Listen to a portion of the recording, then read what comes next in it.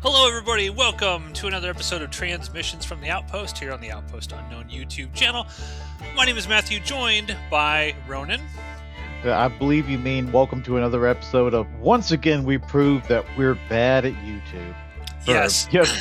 For not catching on, not putting out a review that first couple of days to catch all the hot SEO juice. We've missed out once again.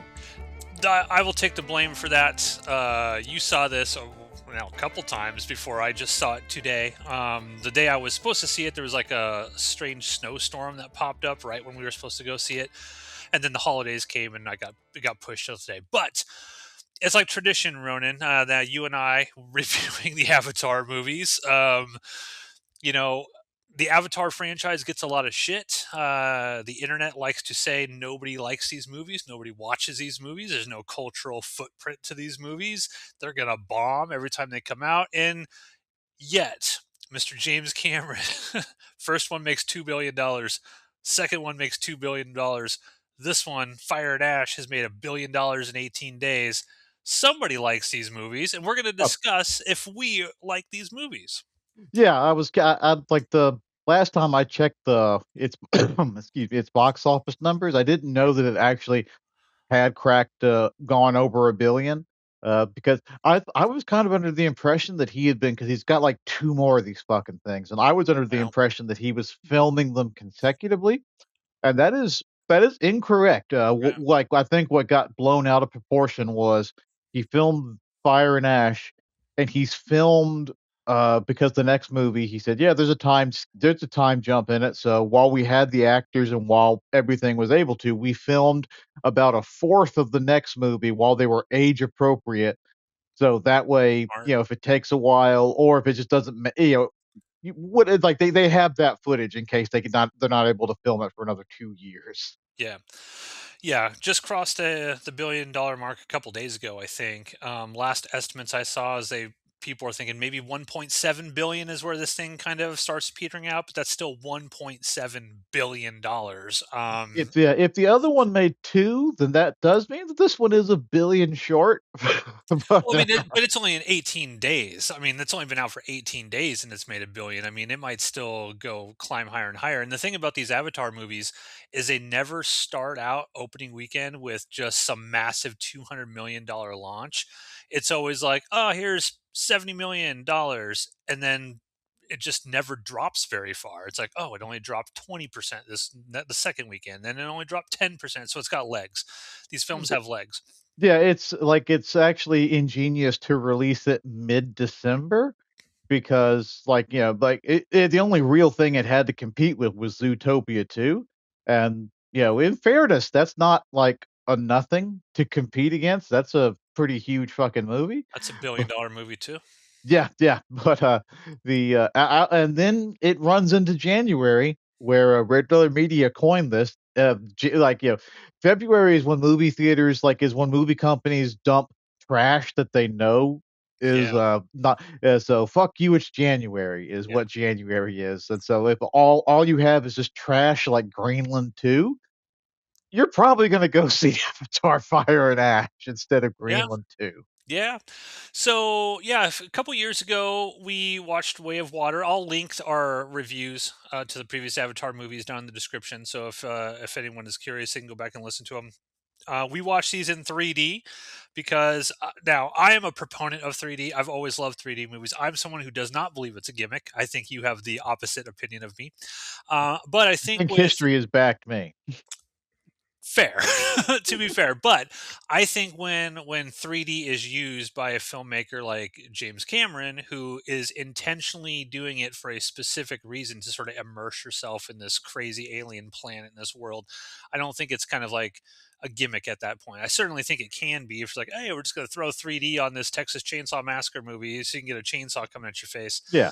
I'll give you If that. it's like, "Oh, look, the yo-yo is coming at you. Right. Oh, ooh." Right. Yeah, that's when it's a gimmick. Yeah, but so I was actually excited because I hadn't seen a 3D movie in many years. When was the last time you saw a 3D movie? Was it I Avatar didn't 2? even remember that I saw Avatar 2 in 3D, but then you were like, "Oh, no, we said we did in our review." It's like, Yeah, "Oh." Well, fuck me. But so Avatar 2 was the last 3D movie I saw. Okay. Yeah, and that came out what, like 3, 4 years ago now? It's been a while since that came out. These movies obviously take forever to make, but so this is part 3 in which is a 5-part Jesus. epic that James Cameron has concocted in his mind.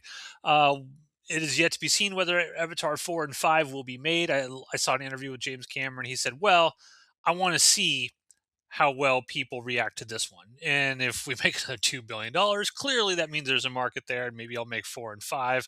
If this bombs or doesn't make its money back, maybe that's just the end." And I think he said he would write maybe books or something to finish out the Well, story he a little said bit. he would write books, but the problem is, and this is that classic Cameron ego where it's like, "But nobody reads books anymore." It's like, "No, people read books. You're just worried that if you write the book, no one's gonna buy it." But no, but books are still a big thing. Yeah, But, yeah, he's like, "Oh, no, nobody buys books anymore." But so I think he said he would just do a press conference, which again is that Cameron ego, and then yeah. and from that, he would reveal the plot of the next 2 movies and what he had laid out to happen. Yeah, and the Uh, thing about James Cameron is he does have a humongous ego, but but he's it been able is to back it earned. up. He's backed Yes. it up his entire life, his Yeah, entire career. I say ego and everything, but, like, yeah, how I just said, it's like, it's kind of deservedly earned. There are some people who you can be like, "Yeah, I think such and such might be a yeah, like, I'm not a huge Tarantino fan, but, like, you have to, like but even I think fans of his who love his movies are like, "Yeah, I think he's kind of a prick, though." Like, where Yeah. so he wouldn't be someone you could hang out with. Cameron, great filmmaker. I don't think he could hang out with James Cameron. Probably not. So before we start getting into Fire and Ash and sort of what it's all about, let's just kind of, for those who may be, new to Outpost Unknown and have not listened to our previous Avatar reviews, what's your basic thought on the Avatar films? Do you consider yourself a fan of these? Do you like these movies? Do you hate these movies? Where do you sort of land on the Avatar stuff before going into Fire and Ash? On a whole, I like them. Uh, I think when people hate them, they're just, rage. They're just like, instinct reaction like, Steve. Steve is just like, "Oh, I'm not seeing that stupid blue cat people." And, like, it's like yeah, like that kind of thing where it's just like Yeah, it got so popular. It's like people who hate on, like, Pokemon Go. Like, but and, like, it went back when that was, like, a goddamn insanely huge thing. It's like, they're just hating on it because it has a cultural backlash to it's like something. punk rock. I hate that popular thing that's over Yeah, there. Or yeah. I don't understand why it's popular, so I'm gonna hate on it. Yeah, and it's like, it also I think it does have to do with the fact, like, the first movie became such a milestone, for lack of a better word, probably because of the fact that that was one of the only movies that did 3D correctly, and Yeah, he created this really cool world. And then you got a lot of really cringe, headlines afterwards where people were having, like, Pandora depression or painting themselves up the Na'vi, which, I mean, now that's just cosplay now. It's like, I don't know what the fuck you guys are, talking about. That's just cosplay now. But, like, the second movie, was I think that he in a bizarro way, it was like, with hindsight and reflection, it was basically like The Force Awakens. It was a very soft reboot of the first hmm, movie because it's interesting. like, you're following the same journey, but I think they also wisely decided to not focus on Jake Sully, but to focus on his kids, except for the Yeah, fact that his kids aren't really any more likable than he is. But, I think but that's corrected a little bit in this one, but we'll get to it. yeah, We'll get yeah. to it. But But so, like overall you like these movies generally, yeah, right? yeah, as we can attest on Outpost Unknown, if it's a film that or if it's a film or a show that I'm just like, "I don't think I'm gonna like this," I typically am just not gonna watch it. Yeah. No matter how much anyone on the channel begs and pleads, "Ronan, go watch this, you'll like it." No, I Watch don't wanna. Andor, Ronan. Watch Yeah. Andor. No, I'm not watching Star Wars anymore, that kind of thing. If it's, Yeah. I would not have gone to see it and not just seen it once, but twice if I didn't like it. Okay. Like, same thing goes with the last one too. Yeah, yeah, and I'm kinda with you on that. I like these movies. Now, I think an interesting thing is James Cameron has such indelible movies, Terminator. Aliens, Terminator 2, True Lies, Titanic, even, that I think a lot of people look at the Avatar movies and they don't even give them an honest chance. They're like you said, oh, blue cat people running around. It's all CG. This has got to be trash garbage. And so I think they just kind of dismiss them out of hand before they even give them a chance. And yeah, do I think the blue cat people design is the design I would have went with? No, no, but um, James Cameron is an amazing filmmaker. Like the action sequences we'll talk about in this film, and even in Way of Water, man, they're so freaking good. Like just the shot ideas and the things that are going on in these action sequences are like 30 minutes long. It's just incredible filmmaking, and I wish that more people would, just sort of be like, it's James Cameron. Going to give him the benefit of the doubt. I mean, clearly there are people all around the world that like these movies, and there's got to be a reason for it. So Yeah. maybe we'll try to unpack that as we go through Fire and Ash and what sort of makes these movies so enjoyable to people like us. What is your favorite James Cameron movie, by the way? If like a gun was at your head and like pick one. It would be Aliens, but then at the same Yeah, time, in the back of my mind, I'd be like, "Oh, but Terminator 2 is so fucking great." And then I'm gonna have another little light in the back of my mind. It's like, "You like True Lies too?" And I'm like, "Yes, I like True Lies, but god damn it, yeah, it's not nearly as good as Terminator 2 or Aliens. Fuck, I don't know which one do I like more." yeah. Yeah, I'm gonna pick Aliens. I love Terminator 2, obviously, and the original Terminator as well. But I think the thing that sets Aliens apart from Terminator 2 is there's so many the ensemble, the whole ensemble, like every Space Marine. You know the names of every Space Marine. They all have. There's so many characters in there that I love. So I'm just gonna give the nod to Aliens. But let's get into Fire and Ash. That's what people are here to discuss. Um, Way of Water.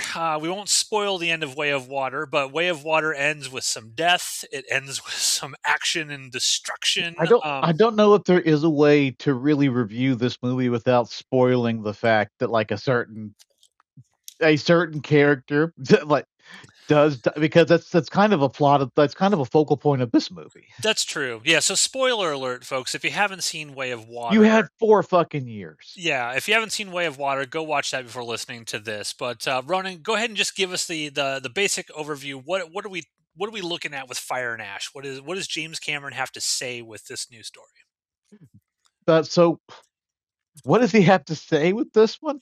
I mean, I you've don't seen it twice. Yeah, I have, but I also don't like, what does he have to say? I couldn't answer I could like, because this is like almost 3.5 hours, 3 and a Yes. half hours long.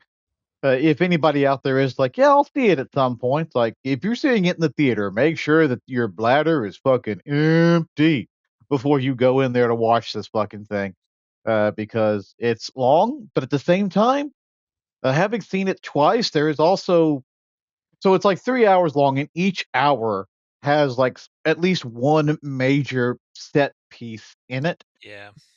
like, to kind of and it's not like your act 1, 2, and 3 kind of set piece thing. It's just like, here's one major set piece that could last for about 10 minutes, and then everything else around it is just stuff. It's just kinda people talking and working out shit that happened in the last movie, which the thing that, Drama. like A lot of which the drama. which the thing that, like, the bulk of all these characters so in the Way of Water, there's a big, like, fight to protect the space whales, and, like, well, to let me rephrase that, to protect no, actually, no, like, because when I rewatch no, they're not fighting to protect the space whales at the end of that, they're just, like it just so happens that is that god damn it. Yeah. Here's the thing with these movies. It's like there's so much plot, and now we should preface this by saying that I did listen to an interview with James Cameron, and Fire and Ash was supposed to be with part two. Like Way of Water and Fire and Ash were supposed to be one movie because his original concept, he said, was only four movies. But then when he started making The Way of Water, he was like, there is no way I can fit all of this into a single movie. And so he No. split it up. He split it up from Way of Water into Fire and Ash. So you kind of have to watch Fire or Way of Water to understand. Like, for example, my fiance went to it today. She didn't see Fire or A Way of Water. So she was like, "I'm Very completely confused. confused as to what's this person? Who's this person? Why do they care about this person? This guy came back to life? Was he died in the last one? Like what is going on here?" So for her, it was very confusing. Now I will say that she still really enjoyed the movie. She thought the movie was fantastic, and she wants to go back and watch Way of Water. And she was just someone who doesn't really know much about the Avatar stuff. And I mean, she watched the original way back in the day when that came out, like 2009 or something. Yeah, that's It's that like that first movie is, like, 15 years getting ago. yeah, it's hauntingly close to 20 years old. Yeah. Yeah, yeah. Just so if you're looking for someone who went into this movie not really knowing anything about that stuff or not remembering the Avatar, she really enjoyed it, even without understanding like a lot of the plot points.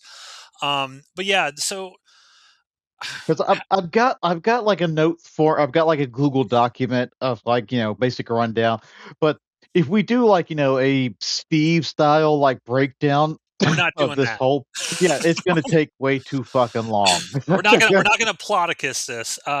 What the main sort of overview? Like, where do we start in Fire and Ash? So it starts off, like, about a week or, like, maybe, like, 2 or 3-ish weeks, give or take, after the ending of the first movie. Just one of the evil space whaling ships crashed, like, it sank because that's where the ending of the last movie happened. And, so in the intervening, like, 10 plus years between Avatar 1 and 2, Jake and the Neytiri had a family. They've got several kids, and this is where the spoiler is. One of those kids is killed in the second movie. In the end Yeah, of it, it's and like the brother blames himself yeah, because the yeah. And brother so like caused it. in my notes, because the living brother is named Loak, but in my notes, I've just got him written down as Wimpy Kid because that's all he is. Like it's just like God damn, it's like just stop. Like yes, your brother died, but you are such a whiny little fucker, and you, God damn it. Man, you are harsh on this kid. He comes But around at the end of this one. kinda, but it's like so. I like people don't talk enough about the theater experience, and I had a fucking experience Oh, with this okay. movie Well, the first time around. segue. Let's talk about that theater experience. So it started off when the Avengers trailer Mhm. started playing because I was seeing it with apparently a bunch of normies who did not know they weren't on terminally online, so they didn't know that there was an Avengers teaser. But so you hear that kind of sting, and it's like it's such a Steve Rogers like it was the Captain America trailer. But Oh, see, the one I'll before ours was the X-Men one. yeah, yeah, the X-Men one just came out on all 3 of these trailers are on YouTube right now, depending on when well, like, officially, not like bootlegged, depending on when this video you viewer watch this video. But so, like, you watch this Captain America thing, and it's very dull, but so the first part of it, like, it starts and you can hear everyone in the theater like, "Whoa," they're excited for, like, an Avengers trailer, which has me say, "Oh, okay, well, this is" like, everyone's gonna there is still love for the Marvel franchise, but this trailer isn't a trailer, it's a tease. It just basically said Steve Rogers will return as Captain America. It's like 30 seconds long. And when the timer pops up, if you've ever seen that meme where everyone has the big smiles on their face and then suddenly, boom, like one frame later, it's just anger. You could hear people, like several people, like, what the fuck? That's fucking. They wanted a full trailer. They didn't Yeah, want that. So I got to experience the high and then instant low. the Instantly. crushing of the souls and feelings of all these Marvel Steve Rogers fans. The next part of my experience was like 1 seat over from me was like a couple, I don't know, couple, brother and sister, I don't know. But the woman sitting 1 seat next to me was a very, very, very sensitive soul. Oh, was she crying a lot in this movie? Like at least 10 times. Like Okay. every 5 or 10 minutes, I would hear her go, no, oh no, oh no. I'd like, so the two words that I don't want, like there are two things I don't want to hear. I don't want to hear anyone say bro anymore because that Oh, shit still fucking happens in this goddamn movie. over and over and over. Yeah. And I don't want to hear anyone ever go, no, oh no, oh no. but it's like, oh well, this was apparently the emotional moment of the movie. But I just had to get that out there because like my experience was the first time was controlled by those two things. Yeah. Well, I think that kind of hits on maybe one of the reasons these movies are so popular is because there is a lot of kind of like emotional beats that James Cameron puts in a lot of in all of these movies. And I think that what do you want to call this person a normie or whatever, maybe not as savvy a film goer as we are. But there's a lot of stuff in this one in particular where James Cameron's trying to like pull the feels out of people. It's like I'm gonna try to get you to tear up here. If you're not gonna tear up from the cat people trauma and the drama that's going on there, I'm gonna show you a whale that's been harpooned and is blind and is all screwed up because guess Yeah, what? When people get very sad when animals are all like destroyed and stuff like that. So I I think remember I remember Rachel when I mentioned like, yeah, I seen Guardians 3. She was like, oh, is it got all the bad like because Guardians of the Galaxy 3 has a lot of like kind of sort of graphically implied animal violence yeah.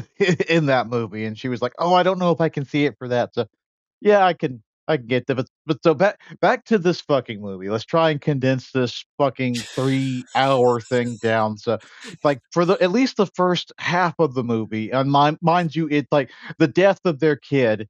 So for first part of it, that's definitely greatly impacting like Jake and Tyrion's relationship. It's Yeah. affecting Jake's relationship with the wimpy kid. Spider is back. He is the human child of of Commander Stephen Lang Quaritch from the first Course, movie, who yeah. has an Avatar clone in the second and this movie. Who I'll also say like Stephen Lang kind of sort of becoming like the main character of these movies. I had that thought as well. 'Cause he's going on Jake's Avatar journey from the first movie. He makes that same trip in this movie with the, I don't call them the Ash people. Okay, that just sounds too appropriating. In my notes, I just call them like, "God damn it, if you're gonna take from Avatar: The Last Airbender, then god damn it, I'm going to steal from it too." So I just call them the Fire Nation in my notes. Okay. I've never seen Avatar: Last Airbender. I have no idea what that is. It's a So great show. Not okay. not the movie, but anyway, yeah, it's like I called the Ash people the Fire Nation Yeah. in my notes. But, he goes on Jake's journey from Avatar 1 with the Fire Nation in this movie with the Ash people, so it's like he's kind like and they're constantly implying to him, it's like, well, maybe him and Jake, because Jake seems to understand that like ultimately we're kind of I guess it's starting to trouble him too. It's like I think deep down the back of his mind he knows like we can't actually really win against Earth in the long run. Earth is going Yeah. to win out. So that's Yeah. probably like Well, fucking yeah, and at the very beginning of this movie, Jake is like doing these long dives. He's pulling out every gun and weapon he can possibly pull out of the ocean. And I can't remember like the people that he's with. What are those people called? Like the the island I people just or have whatever. them listed like again, this is more appropriation. Like they're just Maori. Like it's like they're just stands in for Maori tribes. That's Yeah. what they are. The tattoos, them sticking out their tongues when they're angry. All of that shit is Yeah. Samoan Maori Yeah, they're stuff. just kind of like the island Yeah, Navi, Pacific Islander Pacific tribe. Island Navi, and they're just kind of like, hey man, we don't touch weapons because We don't guns are touch bad. metal. Yeah, we don't touch metal. It poisons the soul and everything. Because the overarching theme of all of these is like humanity's basically destroys everything it touches when it comes to nature. And we find this planet that, I mean, and they've said like Earth is essentially destroyed, and they find Pandora, and it's just got all these amazing unobtainium and all these crazy Uh, things, and they just want to destroy it. But yeah. The they're f- unobtainium was the MacGuffin in the first film, yeah, and now the MacGuffin is the space whale brain goo yeah, and I forgot what. that just stops aging. Yeah, yeah. Okay, that's what it did. Because I was like, what does that do? I remember in Way of Water they were trying to get it, and then in this one I was like, what was the reason that is so important? But regardless, Jake Sully is kind of arguing with the island Pacific Islander Navi tribe, and he's like, "No guns, bro."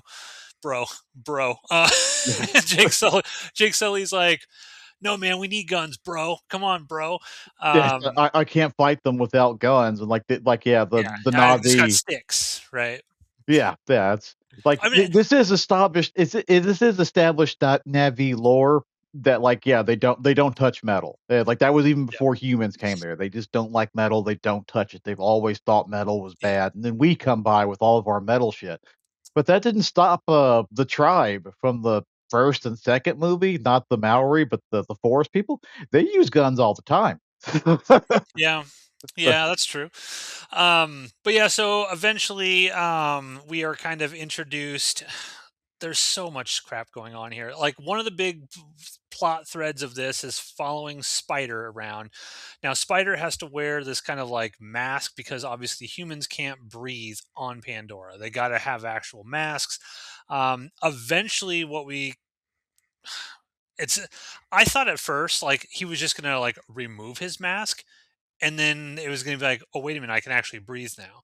But there's a whole thing with, like, Yeah, you what's gotta set up how he could breathe the poisonous air of the planet because yeah, so the first kind of act of the movie, I guess, is, they're gonna they're take Spider back to the forest, people, yeah, because 'cause, humans live with the forest people, and Spider overnights, they lose one of Spider's mask, and I don't think they so much lost it, so much as a certain wife of Jake's hid it because uh, she can't stand looking at at yeah, a spider anymore, Neytiri hates humans, pink and hands with our small pink yeah, hands. they're starting to call us pink skin, which is like, "Oh, Yeah, nice, they have slurs for us. Great, pink I skins. enjoy this."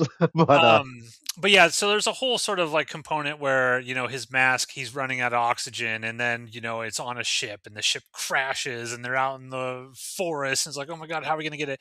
And then the Sigourney Weaver daughter character is able to sort of like, he's dying, and she's able to connect with yeah, Aya, anyway, yeah, Awa, the and he kind of it like, it puts this sort of weird, um, I don't know if my it's a the creature. technical term is the mycelium, but, like, Yeah, that's if you watch The Last of Us, you know that that's the same kinda term that they use, basically, because like, while they're trying to run away from the Fire Nation in the woods, Spider's mask, they conveniently set up that he forgot to do a change out. Now, if the battery or the something is running out, and he's about to yeah, suffocate, and, that's what happens. His yeah, mask, like, it runs out and he starts suffocating. So, Sigourney Weaver's character, Curie, they have set up in the last movie, so this wasn't just something they pulled out of their ass. And you can do magic tree stuff in the first movie. So I wasn't like screaming. It's not like in like the last Star Wars movie where suddenly they can do force healing, yeah, which would have come in handy in every other Star Wars movie. But right, and that power just appears magically out of nowhere. The tree magic is set up in the first movie. So like, okay, yeah, it's established the tree can do weird shit. But so she just kind of gets this urge. She just kind of gets this feeling like, oh well, I think I have an idea. So they take his mask off. They yeah. grab some of the little floaty white Okay, jellyfish oh, the jellyfish. She's like, "I think seedling this thing. just feels right. This just Yeah, feels ta right." puts it in his mouth. She plugs in her USB port because all the Na'vi have USB ports on their heads. Plugs Yep, it into the dirt and starts praying, and then, like, fungus and stuff like, basically tree roots and everything start, like, wrapping around Spider. They go inside of him, and now his body has this mycelial network, which yeah, is the like exact body same shit. snatchers.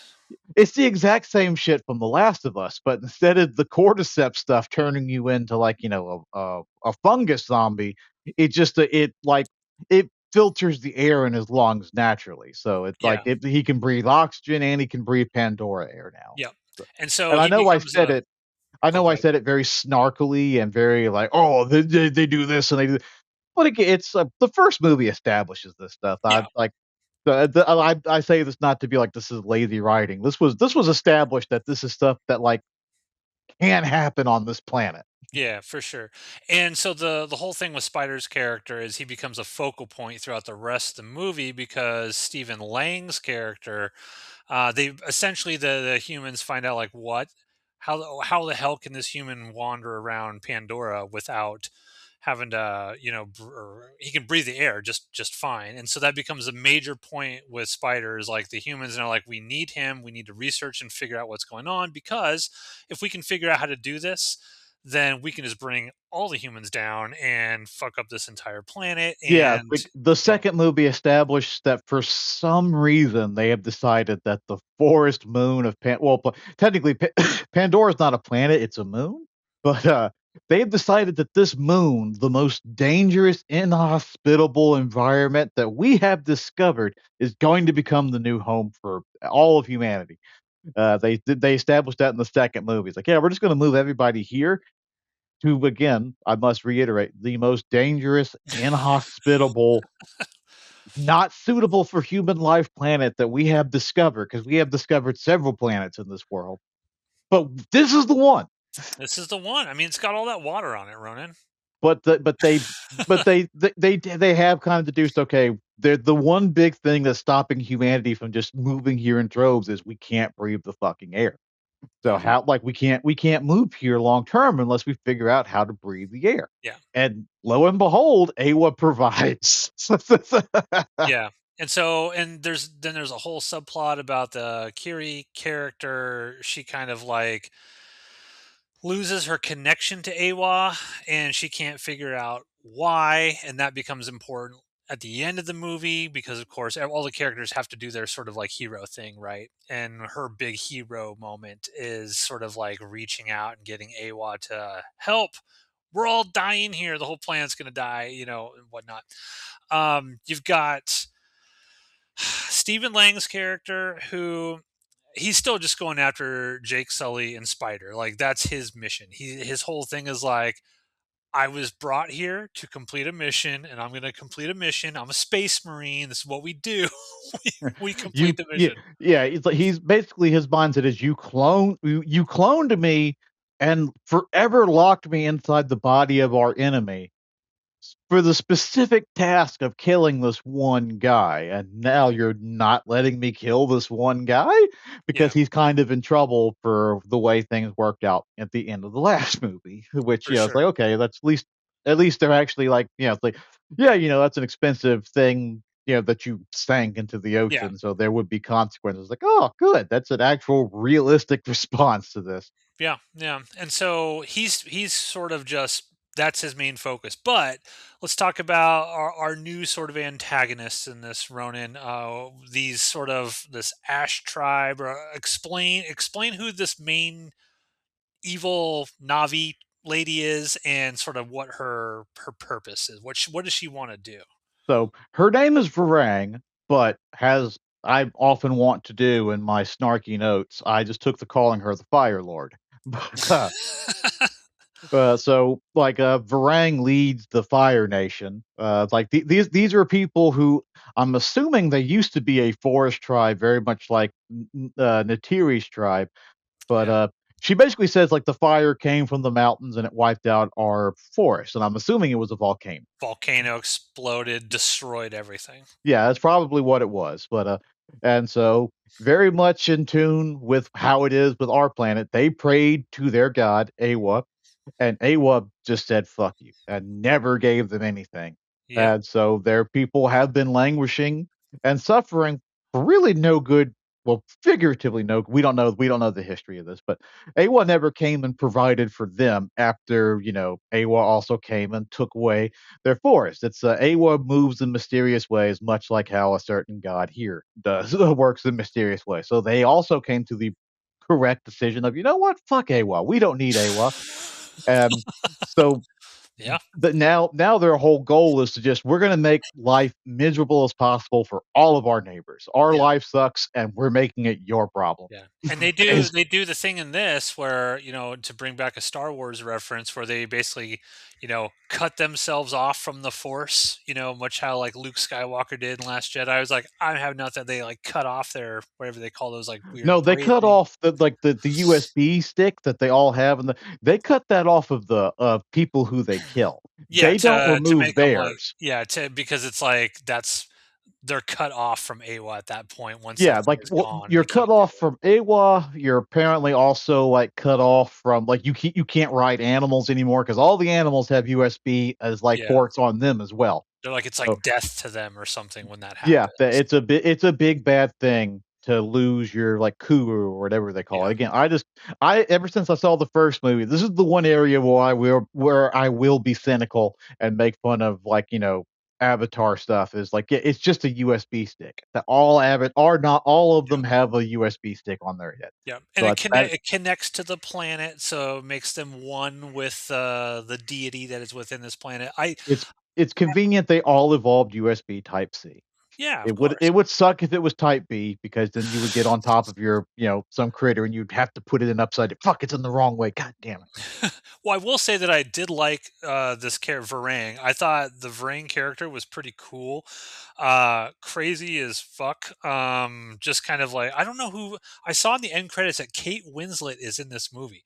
Kate Did she Winslet it play? Who did she no, play? Kate Winslet is, from the Maori, like the Pacific Islander tribe. Oh, okay. She's That the one is that was pregnant? yeah, she is the chief's wife. Okay, okay. Because I was like, Var surely that's not Kate Winslet that's playing Varang's Varang. actress has a name that I honestly can't pronounce. It's Oh, just, okay. Well, she was really good, yeah. just in I thought anyway, but I like the idea that basically this Navi just wants to watch the world burn. Yeah, Like, that's she basically yeah. wants to burn. She's like, I studied the fire, I became the fire," and she just wants to burn the shit out of everything. But she needs Stephen Lang because Stephen Lang, he's got that great, human tech that can just flamethrowers and bombs, and basically she orgasms every time she sees something Yeah, explode. yeah, It's like, "Oh my god." it is directly in my notes that playing with the flamethrower gets her horny, so they go Oh, back yeah. into the tent to fuck. They But literally do, yeah. like, so Steven so before the fucking, Steven, 'cause they run into the Fire Nation earlier on, like, when Spider had the thing with his mask, uh, that's when, like, Stephen Lang and Jake have their first run-in with, the Fire Nation. But so at this po like, so basically, like, Stephen Lang's like, "Okay, well, we need some kind of help to track down Jake, like, because they're like, for some strange reason, the Na'vi aren't talking to me. I wonder why." But, so they go to the Fire Nation and be like, "Okay," be like, because this is where he starts to have his inverse of Jake's journey because Jake got to know, like, Natiri's tribe, and that's how he got attached to the planet. Yeah. But, Stephen Lang isn't Jake, and he's like, the tree hugging, like, nature, it's all connected, man. It just doesn't jibe with him, but these fire people and their, kill first, ask questions never, he's into that.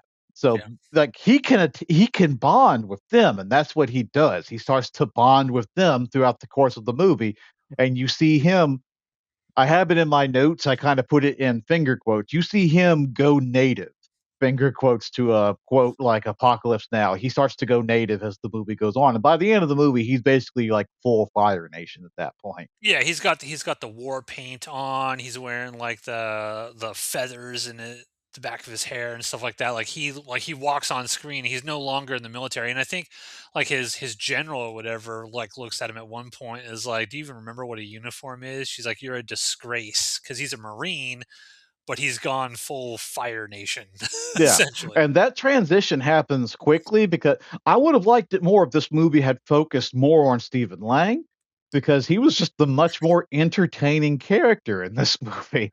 I thought Uh, him and Varang were the 2 most yeah, interesting, and yeah, like I said, we get that monologue by Varang of kind of what happened and why she is the way she is, but I would have loved, like, a whole lot more with her and Stephen Lang and, like, what's going on because she just kind of, like, shows up every now and then, like, "I'm the bad guy, I'm here to, like, fuck some shit up," and then boom, she's gone, and then we're focused on the family and all these other subplots. And James Cameron, I think if I'm going to give him any criticism for all these Avatar movies so far, it's like there's so much plot, so many characters, so much plot. I mean, this thing could have just been like a television show on yeah. HBO or something.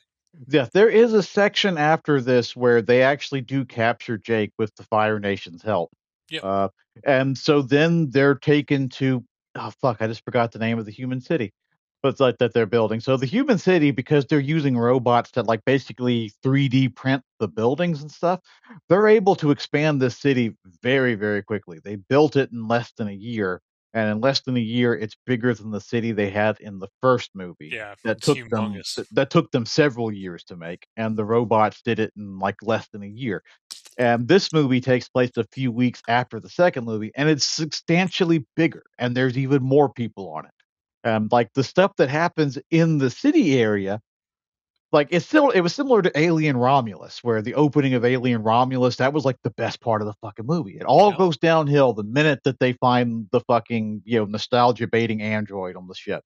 Uh, but that's like the stuff that happens on the city in like this movie is some of the best stuff because it's new shit that we haven't seen before. We really Yeah. have not had a chance to see the human environment, and their stuff is already fucking filthy and dirty. It already Oh looks like the yeah. small bit of Earth that we saw in the first movie. Like I think you had to get like the deleted you had to get the extended cut of that long ass movie to see anything from Earth in Avatar 1. And like this small little pocket of Pandora, the humans have already turned it into a horrible shithole, exactly like their home planet. Yeah, and But the it's a good sort of comparison with like the beauty of Pandora, and everyone's one with nature and stuff like that, and there's no pollution, there's no excess waste, and then you see the city and there's like basically it's just only seen in, like, dark silhouette and shadow, and in the yeah, second movie smokestacks and all Y that in the stuff. second movie, when you saw it, it still had sunshine, it was built right next to the ocean, so, you had that kind of like, "Okay, it's just a human settlement on this planet." But in the intervening weeks, it's progressed so far that now everything is just wrapped in this smog darkness, and that's which is it does it's a nice kind of metaphor to show just how quickly we will fuck this planet up if we are Oh given yeah. the chance. And it makes sense because like that's what Jake's saying like to everyone throughout this movie. He's like, look, if they can, because there's a whole sequence when another subplot where Natiri wants to kill Spider, like, or she mentions like, hey, why don't we just kill this kid Yeah, because because he's got the Last of Us fungus inside of him, yeah, and Jake is scared that if the RDA gets a hold of him, they're gonna reverse engineer it, and then they're gonna figure out a way for all humans to breathe the air, because right yeah, now they still need the mask, and that is the single biggest hurdle. That's the only saving grace the Na'vi have to fight back against the humans, yeah, is that they have to have some kind of, like, enclosed thing to breathe there. yeah. Uh, it's So like Natiri so wants to kill him or yeah, the theory's mentions like, like "Well, if he's that scary, let's just kill him." yeah, And because she's pissed off and she hates humans. She hates the pink skins.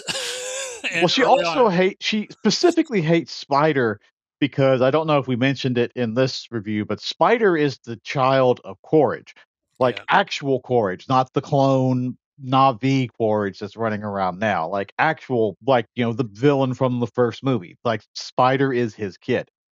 And that's also kind of a thing going on with Corge. Is like in the first movie, Corge is like, "Yeah, I'm not your dad. I'm just a guy who has his memories. You and me were nothing."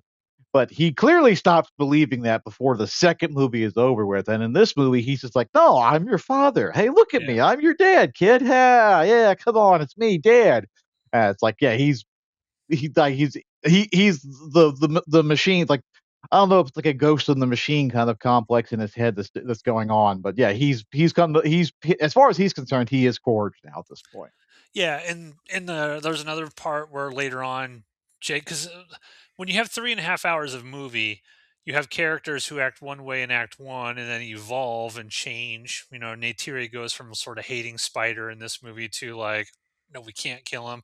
Jake goes from like we can't kill him to literally like putting a knife to his throat. He's like, I got to do this Yeah, because we're gonna lose, and all of Pandora is gonna die.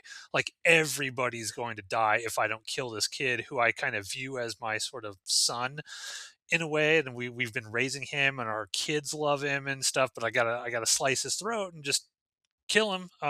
It's one of those things The where spider occasionally, most of the time, he calls Jake Mr. Sully, but there are several scenes in the yeah, second movie and this where he just slips up and calls him dad. calls him dad. Yeah, yeah. And so you have a lot of that sort of like family drama going on throughout Way of Water and Fire and Ash, as we're they're basically like, do you sacrifice? I mean, this is goes back to the Bible, right? Do you sacrifice your son because to better, or because God tells you to, or whatever it is like a test? It's like, in this situation, do you kill your, a Sophie's choice sort of thing? Do you kill your kid if you know it's going to save an entire planet, or do you just roll the dice, try to protect your kid, and roll the dice that everyone else that you know and love might then die? So it's kind of a cool sort of moral dilemma that James Cameron builds into kind of like the DNA of these movies. But yeah, so you have that kind of whole spider subplot, and you got these, then you have another subplot, well, another main Yes. thread, which is with the space whales. Well, so what's Yeah, the space whales thing all the about? space whales, like, they're like, because in the second movie, like, it was, oh, the Tokun, like the space whales, they're coming back, and in this movie, it's like not just like a small pod, but like hundreds of them are All of them. coming back to the underwater magic tree because the space whales, like at least currently, it's the space whales and the Navi are the only things on Pandora that have USB ports and can talk to the magical space tree and Well, do like before you continue, I'm just like, I'm listening to us talk about this, and it sounds so ridiculous on its face. The yeah. space whales. I'm sure there's Well, someone out there's well, never because seen Avatar is listening to this and like, what the hell are these guys we're talking about? being smarmy. If we were How can being this like be good? serious, I'd be referring to them as the Tulkun, and Yeah, they need to come by so they can form the Halu with the tree, like it because like their calves need to make the because that's what it is. Like they're all it's all new mothers and with new like with their babies who have been or like if they're like a year old or so, and they're going to make their very first connection with Awa because they all have the same planet yeah, god. Like, because the space whales, we keep calling them that, but they are their own. Like the second movie establishes this, and we said it in that review. But it's also important to mention this: they're not just blue whales. Like the space whales, literally have their own language. They have their own songs. They actually yeah. have mathematics. They have culture. Culture, They all of talk. that. Yeah, Yeah, like they literally talk and have subtitles, and other characters understand what they're saying. So they are their own sentient race. yeah, They're not just whales. They are a sentient race.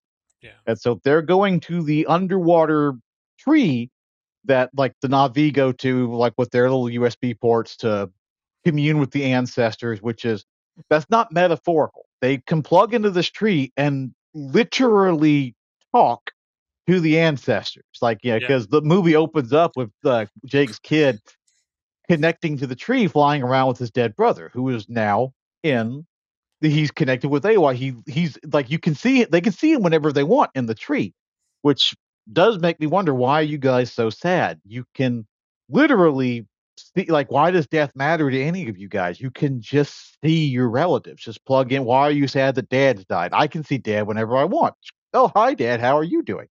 Like death shouldn't mean anything to them. It, that's like that's some of the stuff that bothers me about the lore that's set up in this. But the yeah. space whales And are they also can like that. still touch them and feel them and hug them and stuff. So it's not like they're like spirits that you can only kind of like, oh man, I wish I could give my dad a hug or something. It's like, no, you can just be there and hug them, high five them, bro, I love you, bro, I love you, bro, you're great, And it's bro. not just like an individual thing because another thing with Spider is also growing a USB port. So the like so the magical the space tree like the magical tree that gave him the Last of Us fungus also rewrote his DNA so he's growing a USB port in the Yeah. back of his head.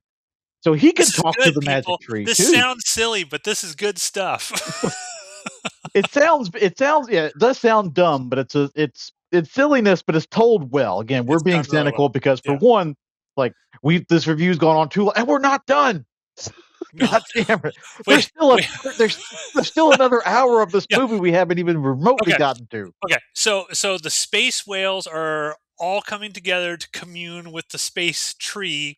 And the Now, RDA has caught on to this, and the yeah, space whales are why, like, they don't like they're still mining unobtainium because that stuff's still important and necessary, but they really want the space whale brain goo because again, that stops human aging. And so, yes. like, a small vial of it the size of like a beer bottle sells for like $500 million. Yeah, the So guy's that like, all of these whales are in one spot, so we're gonna harpoon the shit out of all of them, babies, elders, everybody. We're gonna wipe them all out, and we can make $100 billion Yeah, just based on their this is brain the goo. same whaler from the second movie. I thought he died, but no, he just lost an arm. But he is Yeah, still alive, and now he has a robot arm. But he's like, yeah, "Yeah, I'm gonna fill out an entire year's quota in one day. There's hundreds of whales in there. I'm gonna kill them all."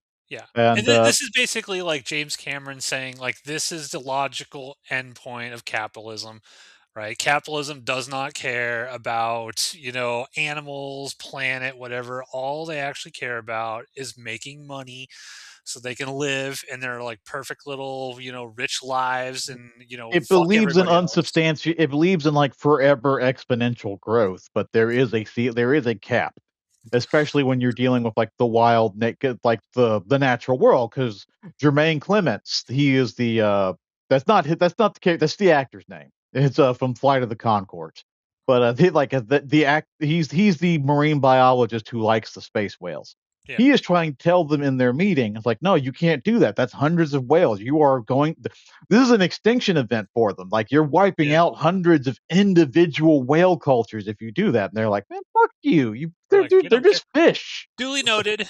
Yeah. Yeah, Your complaint has been noted. And then they just go on to like, we're going to go harpoon them all.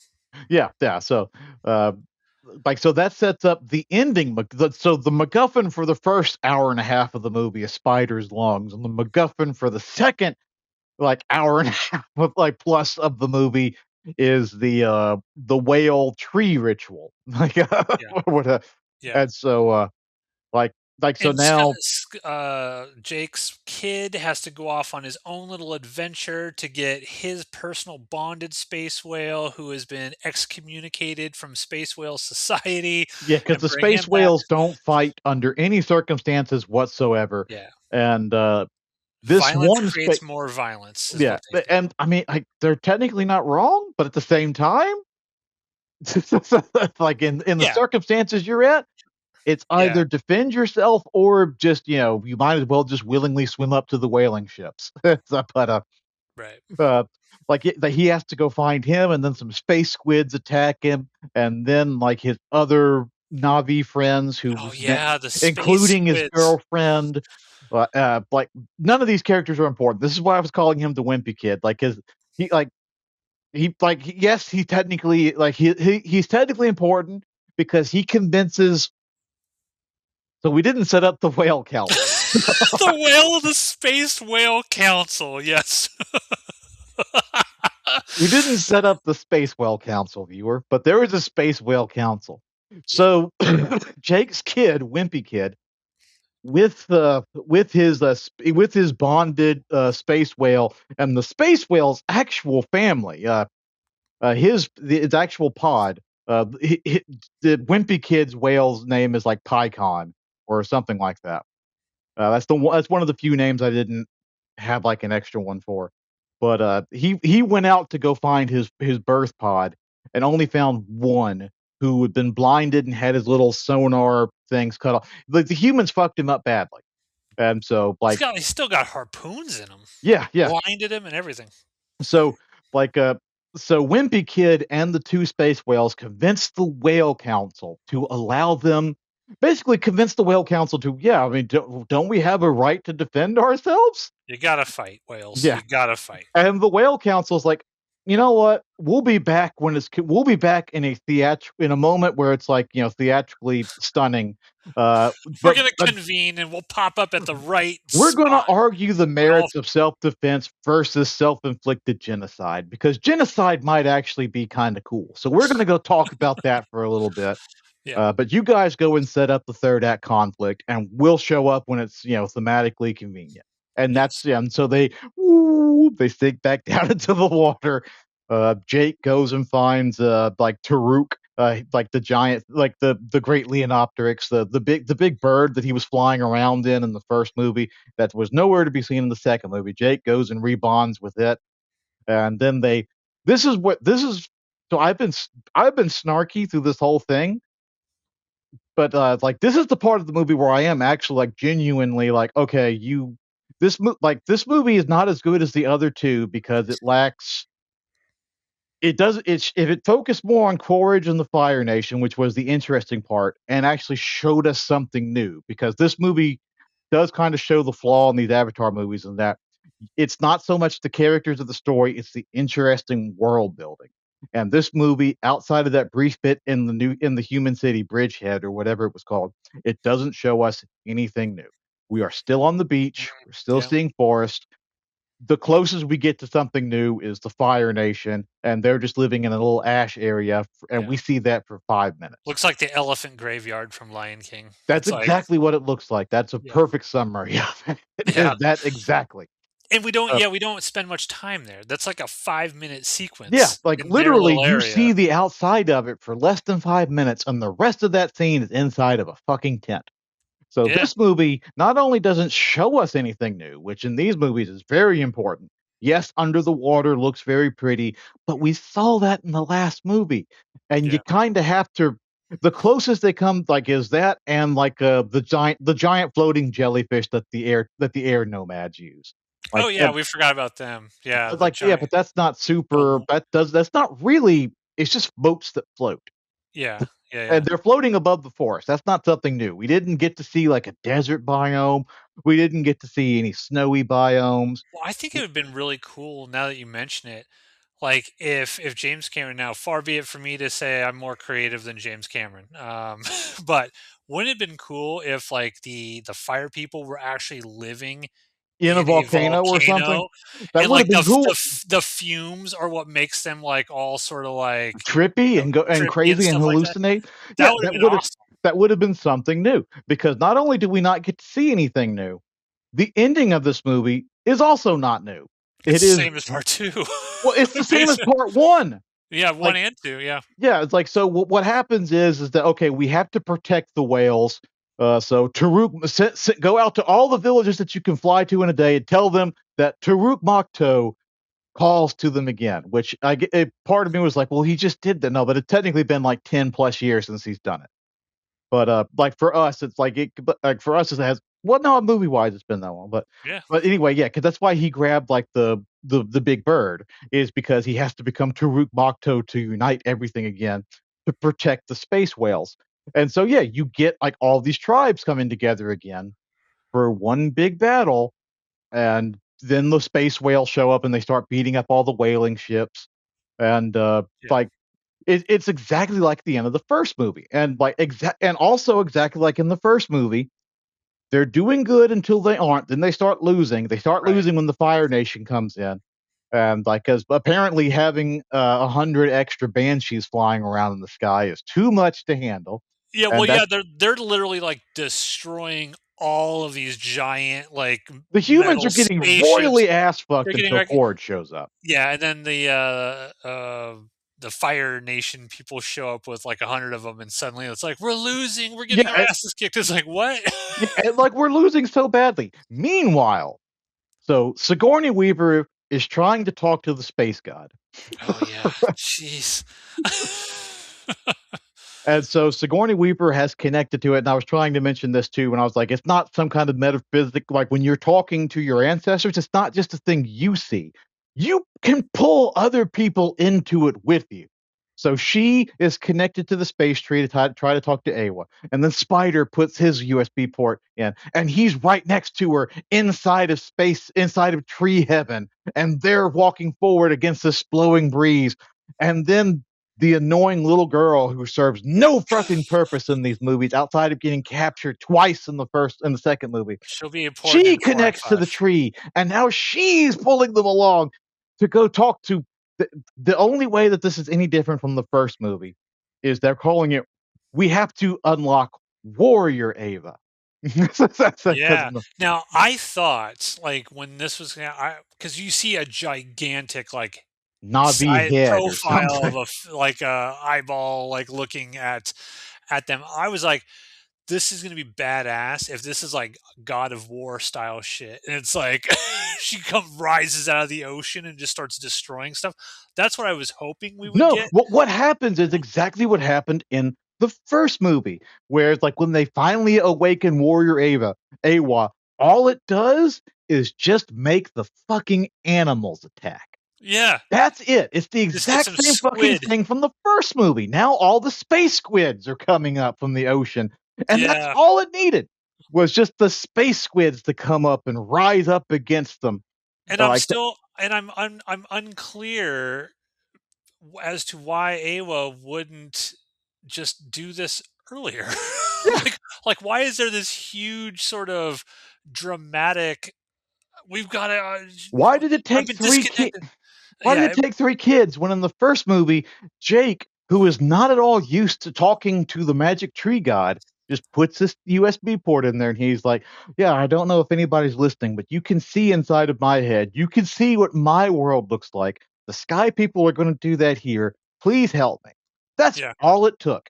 But it yeah. And takes 3 kids to unlock Warrior Awa, whatever that means. the squids were pretty cool though. They just pop out and start wrecking everybody, pulling all the humans off. Because she, like, the Kiri, whatever, is like, kill them all, Yeah. kill every sky person, kill all of them, and most of them do get violently murdered, brutally Yeah, murdered. yeah, and so, like, so the human general I forget her name, but there's, like, she's running the show now, but it's like, it's a general, I like, she gives an order to abandon ship because, like, they came for the space whales with all of their shit for some reason, and she goes down with the ship for Yeah, some reason, even though she told everybody to abandon ship.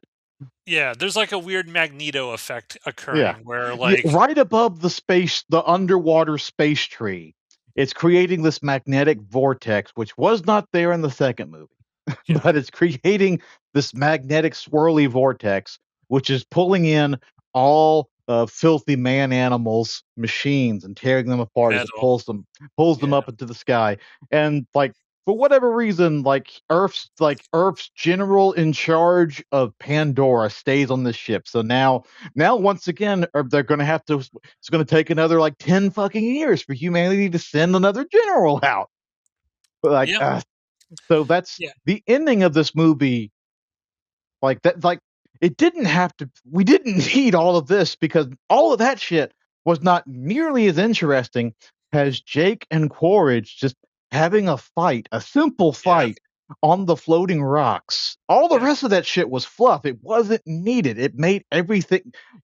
Honestly, it could have all been cut out and just make this one small fight between Jake and Quaritch because Jake is trying. He has been for the whole movie. Every time they have 3 scenes together. This fight, there's one. It's not a fight, but they have an interaction together in the prison when he's locked up in the human Yeah, planet, and then it's the first half of the movie when they're trying to get the kids from the Fire Nation.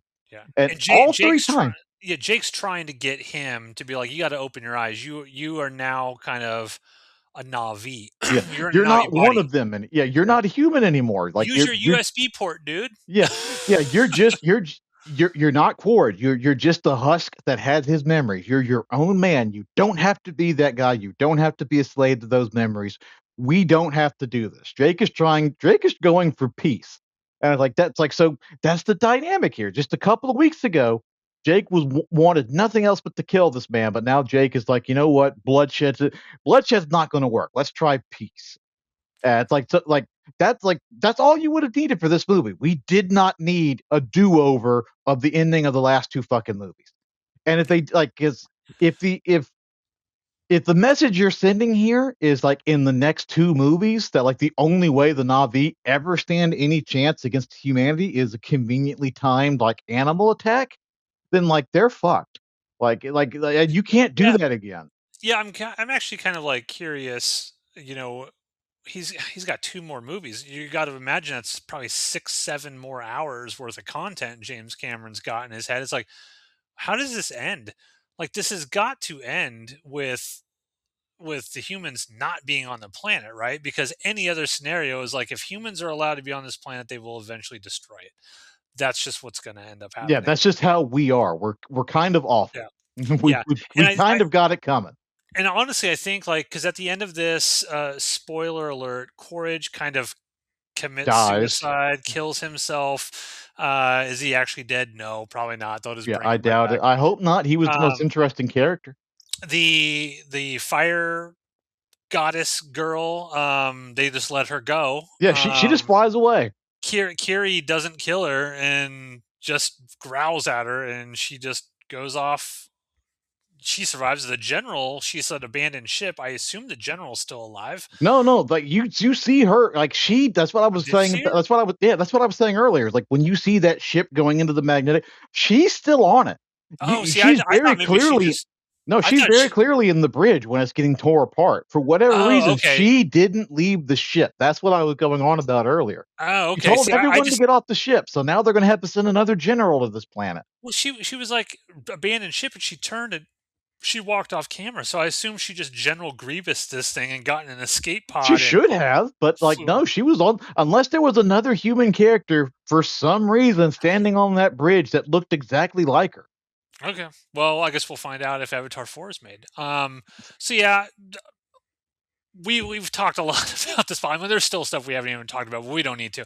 Let's There was talk an about. attempted suicide we never got to. There Oh yeah, a kid tried to kill himself and tried to shoot himself in the head with a gun. I mean, this movie goes to some dark places. I will say that. But overall, Ronan, tell me, what did you think of Avatar: Fire and Ash? but, like, having had a couple of weeks to process it and having seen it again, uh, like, it is enjoyable. But, like, so I understand why it kinda has mixed reviews to it because but even before I saw it, I could see YouTube, just clickbait YouTube titles about how it's like, "Was this a mistake?" "Are we over this already?" That those kind of titles, and I do get it because everything I was talking about with the ending of this movie, this movie doesn't really give you anything new. It pretends to. We do get, like, "Oh, there are evil Na'vi in this movie," but it doesn't really commit to that. They're kind of there in the background. We never really explore them. We don't really dig deep into Quaritch, who is now currently the most entertaining character in these movies. Yeah, Stephen Jake, Lang's so good in that role too. yeah, because in the first movie he is just a generic he's kind of the same character, but he has no motivation. So he comes across in the first movie just has like generic military man, and then in the second two movies, it's still the same personality, but now there's motivation to it, and now we get to see him have fun, and suddenly he becomes an interesting character because of that. But but I understand why it is people could be kind of like I don't know about this one, Chief, because again, it doesn't really do anything new. The second movie, so first movie introduces you to the magic of the forest of Pandora, the magic of the rainforest of Pandora. The second movie, because James Cameron loves the ocean, was him being like, you know what? Fuck those rainforests. I want to focus on the ocean instead because Yeah, that's my real bread and butter. yeah, And so the second movie is look at the splendor of the ocean. Look at how majestic the space whales are. And this movie is just kinda like, "Look at the space whale." It's like there's nothing new. There is no yeah. look at the majesty of the Pandoran, like, floating snow mountains or anything like where, like, the volcano area where the lava flows up and forms these spiraling nothing. Nothing like that at all. There's nothing new to visually see in these movies, and these movies actually need that because, like, if I'm not you're not getting sold on, like, the family of Jake, or you're being sold on the world, and if we're not seeing new stuff in this world, it kind of falls flat. To be fair, the lady next to you was sold on the family of Jake if she was crying throughout the whole movie. But, like, to be fair, yeah, she was, like that was a very, very sensitive soul, but, yeah, I remember when I saw, like, the 2nd Black Panther movie, there were 2 women sitting next to me, and they were crying, they were, like, that movie hit every right note for them, and for you, me, and Steve, it was like, I don't this Yeah, movie." yeah. I will say that like I liked this movie quite a bit. I think if I'm gonna rank the movies, I think I liked Way of Water better than this one, but I liked the villains more in this one. So on one hand, I agree with you. I think it's more entertaining. Just the bad guys are cooler in this than they have been in the first two movies. And so it was just entertaining kind of watching that aspect of it. I did think that a lot of the themes that James Cameron was playing with in this were good and largely paid off. Like I know Wimpy Kid, I think he comes around towards the end. You get that great Because moment where Jake is like, "Look, I believe in you now. Like you got the whales on board." Because there's this whole thing where Jake is kind Jake's of like, yeah, "You Jake, suck, kid. Like you yeah, suck." yeah, like we like on the one hand, yes, you are correct. He does sort of come around, but on the other hand, we went through this whole hour plus long thing, and outside of just mentioning him has like a wimpy kid in the background, we never really went over anything that he does because it's not super important to the story. Just Even the getting those space whales. even Yeah. the space whale showing up, like, at the end battle, I don't really know how important that would have been because the squids are the ones that saved the day somehow. It's not the space whales. The space whales were fighting They're a when they w distraction. They bought him some time, Ronan. yeah, They took down a whole lot of those boats. I mean, they took yeah, down a they lot. did, but not enough because, like, once the humans started winning, they were like, "Well, Yeah. time to go, like, start, pull up my let me hip up my britches, time to go, murder some whales, Yeah, but cook we still out got these some whale harpoons brain here. goo." I will also say what I really love about these movies is I do think the visuals are fantastic. I think it's just so sumptuous to look at. Like there is stuff in here with like just water, like they're going down like kind of like a white water rafting sort of river with water splashing over them. I'm just like this looks gorgeous. Yeah. Like you look at something like what was that Ant-Man Quantumania and how shitty the CG is in that movie, and you look at something like this and you're like, good God, like James Cameron, he's like, he's not going to put a frame up that doesn't look spectacular.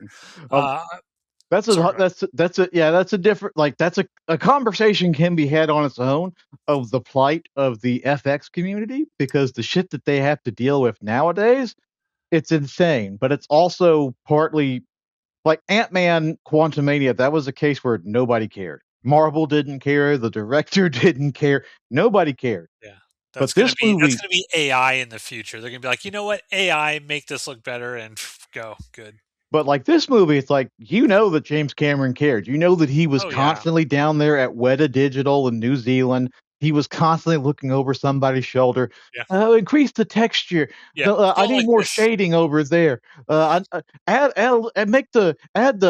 make that second finger a little bit longer so that way it Yeah. extends out." Like, because you know he cared about every fucking aspect, Oh yeah.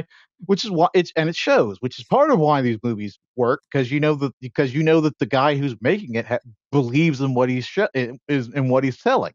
Yeah, Like and I think, again, like, just the action sequence. I mean, James Cameron has always been a master at an action sequence.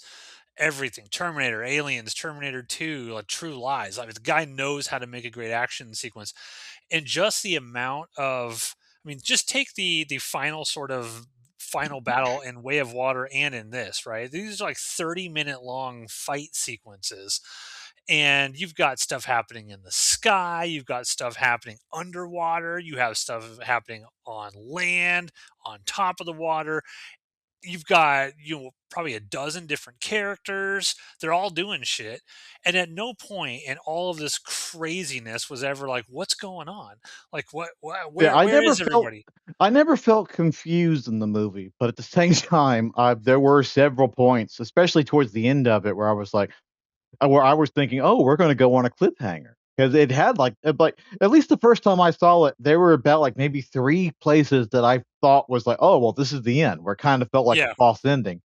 Now, the second time I saw it, I didn't those spots didn't quite stand out as much, but I also, at that point, actually knew when it was gonna end, Yeah. but Was me this kind thinking, of "Oh, well, it feels like it should be ending here," is also kind of a testament to the fact that, like, it's 3.5 hours long and he cut this from the second movie? It's like, god damn, it's like, I How I've long is the second movie? Second movie's 3 hours, isn't it? At it, least. it's not quite as long as this one, but yeah, it's up there. It's pretty long.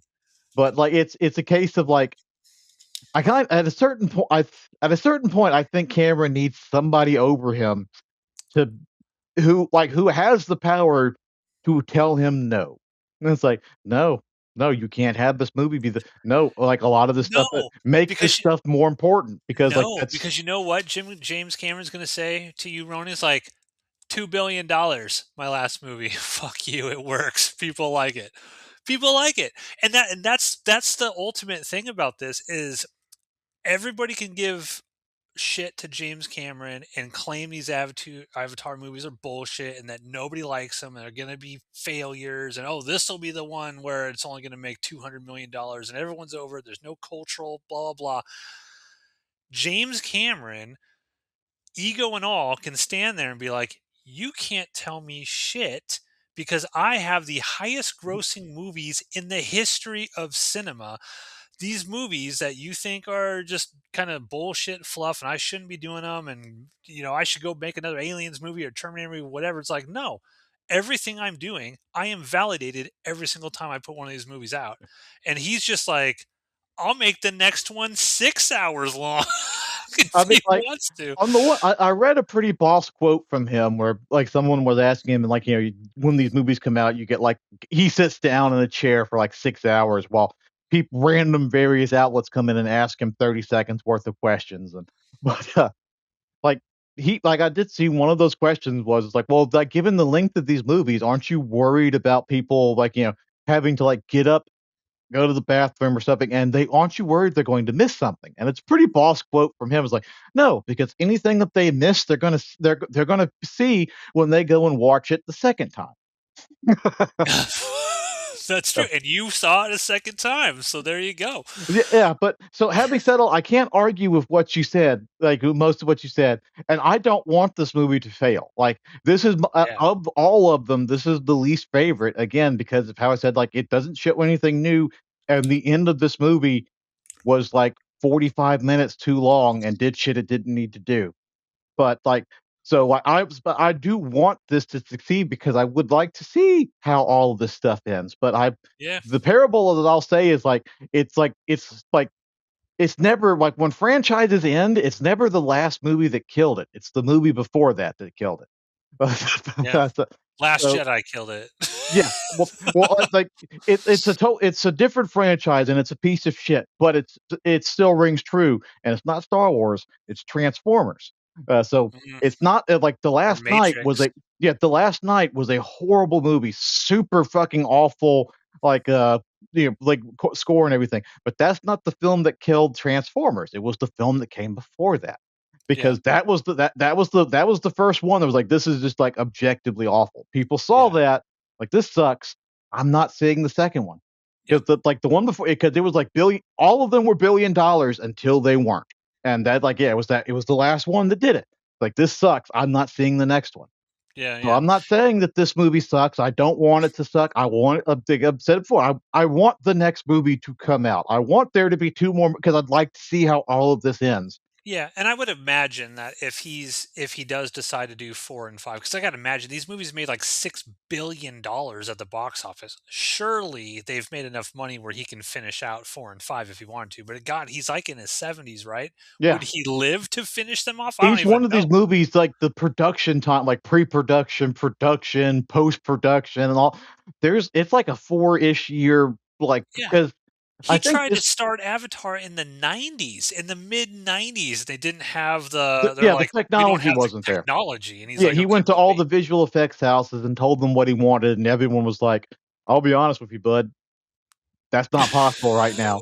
And Cameron is usually not a guy who takes that answer, but when every studio or every visual effects house told him, "No, that's not feasible," I guess he was like, "You know what? Maybe they're onto something." Yeah. Well, overall, just sort of wrapping up, what would be your letter grade? Your final thoughts and your letter grade for Avatar: Fire and Ash. I can't give it an exact it's somewhere between a B minus and a C plus. Okay. Yeah, it's somewhere between that. Okay, I'm gonna give it a solid B. I really enjoyed it. Yeah, do I recognize that the premise and how we describe these things with the space whales and the space tree underwater and the space squids, it all sounds goofy. But for whatever reason, man, like I like watching these movies. I agree with you 100%. I don't want this movie to fail at all. I don't think it's failed. It's already made over $1 billion in 18 days. But there's just something about I enjoy this world. I It's a enjoy cool watch. world. Yeah, I wanna I see more of it. Yeah, I enjoy watching. Is the story something I've seen 1,000 times? Yes, but I've seen slasher films 1,000 times. It's the same shit over and over, and I still enjoy As those. long And I as the story is told well, it can like because there's only, Yeah, like, 8 stories to be told, and, like yeah, but so it's all in how well you tell them, and yeah. that's the thing that all of these movies do extremely well, is the fundamentals, the foot like, the structure is there. They have, like, ironclad structure. It felt like this happens, and this happens, and this happens. It all works properly as opposed to, like, the last series of, fucking Marvel movies or DC movies or, fucking Greenland 2 or or Yeah, whatever. It's like they work because, say what you will about James Cameron, but the son of a fit bitch knows film structure. he does. He does. And just the technological mastery he has over just whether it's the visual effects, the 3D. Like that was the other thing we didn't really touch on the 3D. What did you think of the 3D? Did you enjoy it watching it 3D? Did you see it in 3D both The times? Or? 3D, like, I think, because I believe I actually had this to say about 3D and when we saw the second movie. It looks nice until your eyes get used to it, and then you forget that you're watching 3D until you stop looking at the screen exactly flush and everything gets fucking blurry. See, I had the I'm going to disagree with that from my personal experience because when I went and saw this tonight, I remembered Way of Water and be like, okay, you get used to the 3D after a while.